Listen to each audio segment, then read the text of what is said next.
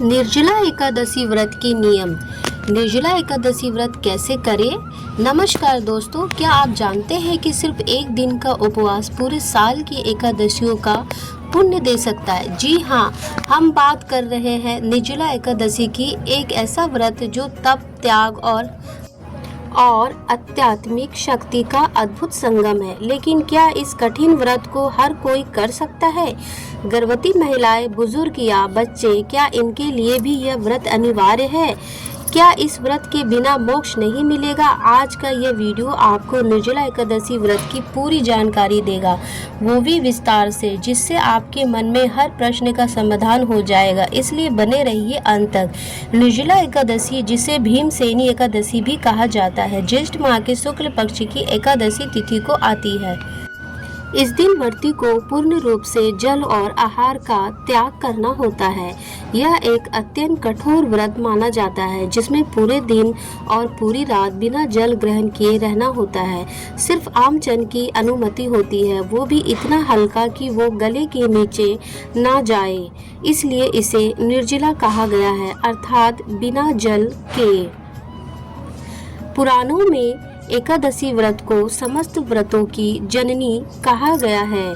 यह व्रत भगवान श्री हरि विष्णु को अत्यंत प्रिय है। ऐसा कहा जाता है कि जो व्यक्ति एकादशी का व्रत करता है, उसे मोक्ष और वैकुंठ धाम की प्राप्ति होती है।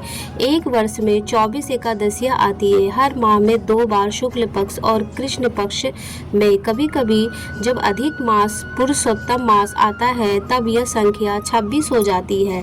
लेकिन यदि कोई व्यक्ति केवल निर्जला एकादशी का व्रत करता है, वो भी विधिवत, तो उसे पूरे वर्ष की सभी एकादशियों का पुण्य प्राप्त हो जाता है। महाभारत में वर्णित कथा के अनुसार जब पांडवों में से केवल भीमसेनी एकादशी का व्रत नहीं करते थे, तो उन्होंने अपने पितामह व्यासी जी से पूछा, क्या मैं नरकगामी हो जाऊंगा क्योंकि मैं व्रत नहीं करता? तब व्यास जी ने कहा, यदि तुम स्वर्ग की इच्छा रखते हो और नरक से बचना चाहते हो, तो एकादशी व्रत अवश्य करो। भीमसेनी ने अपनी व्यवस्था बताई कि उनके पेट में एक विशेष अग्नि वृक्ष है, जो बिना भोजन के शांत नहीं होती, इसलिए वे नियमित व्रत नहीं कर सकते। तब व्यास जी ने उन्हें निर्जला एकादशी का व्रत करने की सलाह दी। सिर्फ वर्ष में एक बार भीमसेनी ने उस व्रत को पूरी निष्ठा से किया, और तभी से ये व्रत भीमसेनी एकादशी भी कहा जाने लगा।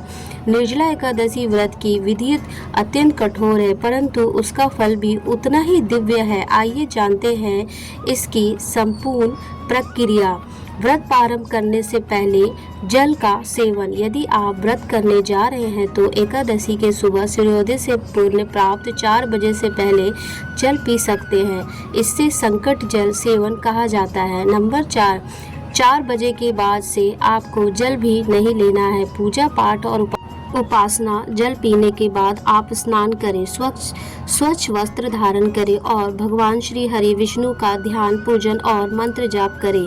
तुलसी दल और गंगा जल से युक्त पूजा करना शुभ माना जाता है। व्रत का पारण समापन। एकादशी के दूसरे दिन प्रातःकाल ब्राह्मण को भोजन कराकर भगवान को भोग अर्पित कर चरना अमृत या गंगा जल पीकर व्रत का पारण करें।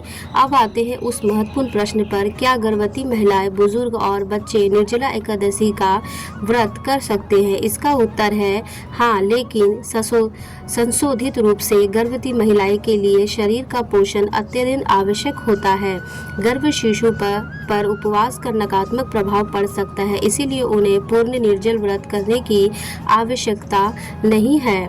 वे फलाहार कर सकती है, जैसे फल, दूध, नींबू पानी, जूस इत्यादि का सेवन करें। साथ ही भगवान की आराधना, पूजा और मंत्र जाप करें। यही नियम बुजुर्ग व्यक्तियों और बच्चों पर भी लागू होता है। याद रखिए, भावना शुद्ध होनी चाहिए, ना कि शरीर को कष्ट देना उद्देश्य होना चाहिए। व्रत का फल भगवान के हाथ में है, और यदि आप शुद्ध मन से शरीर की क्षमता अनुसार व्रत करते हैं, तो पुण्य आपको अवश्य प्राप्त होता है। यदि किसी कारणवश आप निर्जला व्रत ना कर पाए, बीमारी, यात्रा, उम्र या अन्य परिस्थिति, तो आप अपने सामर्थ्य अनुसार भगवान की सेवा, मंत्र जाप, अन्न दान, जल दान, व्रत कथा श्रवण, तुलसी पूजा आदि कर सकते हैं। इन कार्यों से भी पुण्य प्राप्त होता है। शास्त्रों में कहा गया है, ये यम करोति तुम संपूर्ण निर्जला लोकदासी नर स पाप शेष हांति याति वैष्णव पंथ ध्रुव।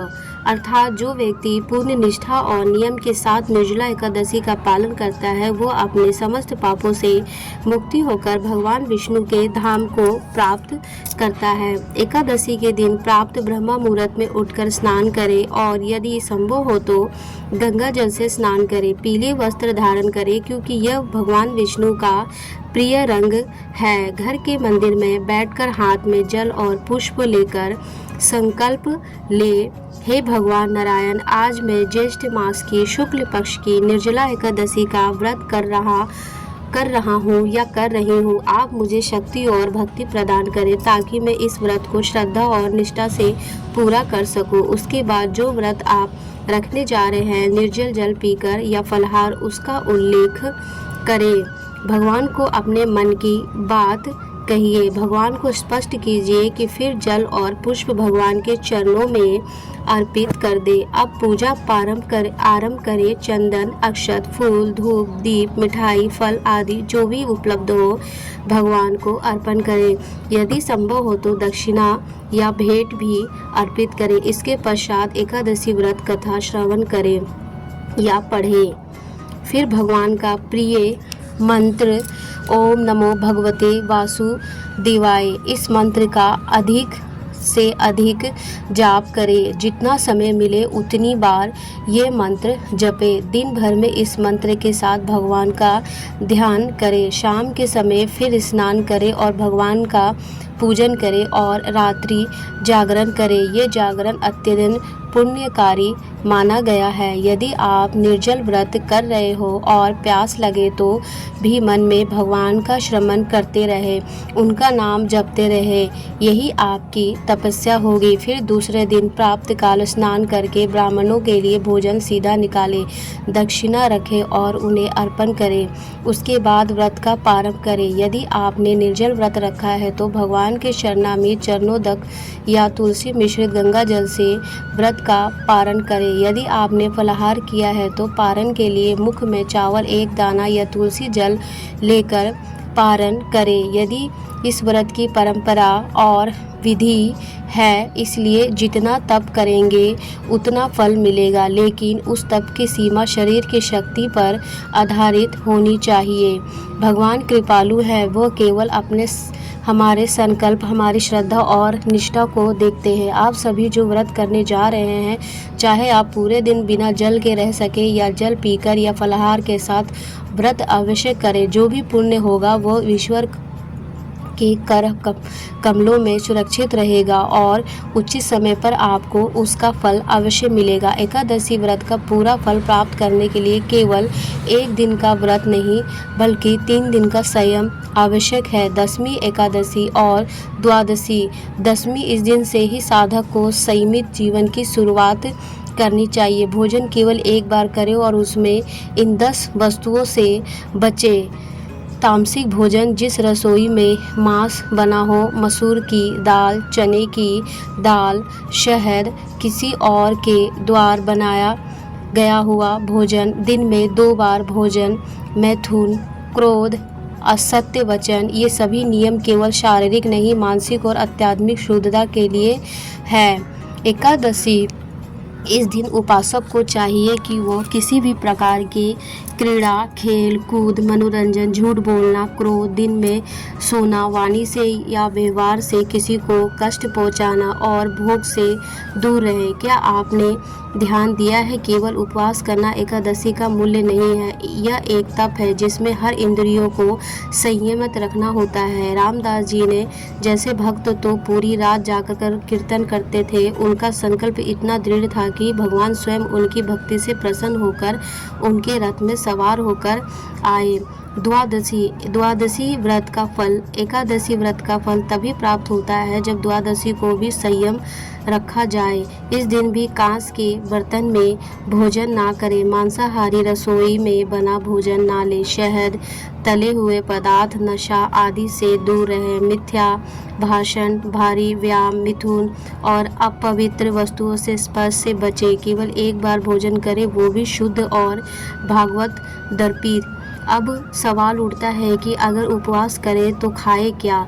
शुद्ध फलाहार, थोड़ा दूध या गंगा जल भी पर्याप्त है। कुछ महान संत तो निर्जला एकादशी करते हैं, यानी जल तक ग्रहण नहीं करते। लेकिन यदि आप यह नहीं कर सकते हो तो कोई चिंता नहीं, अपनी सामर्थ्य अनुसार थोड़ी मात्रा में शुद्ध फल ले, वो भी भगवान को अर्पित कर। एकादशी व्रत केवल पुण्य नहीं देता, ये मन को निर्मल करता है, इंद्रियों को वश में करता है, जीवन को अनुवांशित करता है और आत्मा को प्रभु के समीप ले जाता है। लेकिन अगर आप इससे केवल एक खान पान का नियम मान लें और मनमानी करें, जैसे फलाहार में कचौड़ी, पकौड़ी, हलवा, सिंघाड़ा और मनोरंजन को शामिल करें, तो फिर वह केवल शरीर का आराम होगा, आत्मा की साधना नहीं। आप सभी को जो व्रत करने जा रहे हैं, चाहे आप पूरे दिन बिना जल के रह सके या जल पीकर या फलाहार के साथ, व्रत अवश्य करें। जो भी पुण्य होगा वो ईश्वर के कर कमलों में सुरक्षित रहेगा और उचित समय पर आपको उसका फल अवश्य मिलेगा। अगर आपको ये जानकारी पसंद आई हो तो कृपया इस वीडियो को लाइक करें, अपने विचारों को कमेंट करें और PS धार्मिक वाले वीडियो को लाइक करें। आप अपनी भविष्य में ऐसी ही ज्ञानवर्धक जीवन को दिशा देने वाली वीडियो देख सकते हैं। धन्यवाद।